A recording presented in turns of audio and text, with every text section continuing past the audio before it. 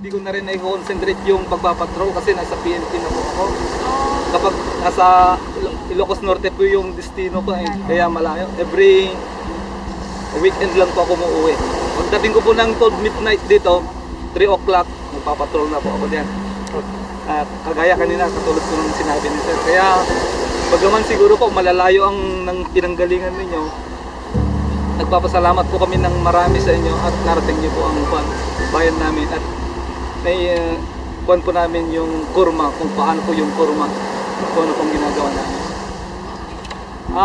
As a kuwan po siguro alam naman natin yung role natin kahit sabihin natin na yung pag-alaga ng mga pauwikan, siguro isang role po natin yan dito sa mundo.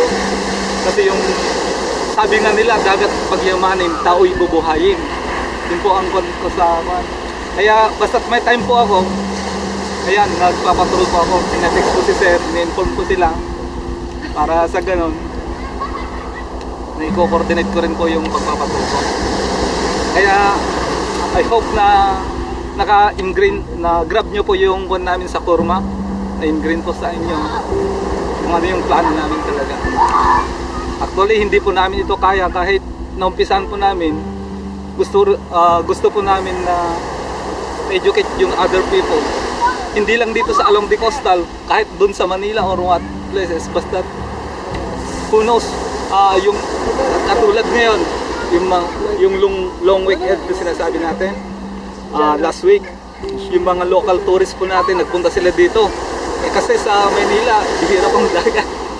Nagpupunta sila dito, mostly itong San Juan surfing camp. Kaya, ayun, who knows, one time nandyan sila sa beach, may umakyat na pauwi ka. Yun po ang buwan namin.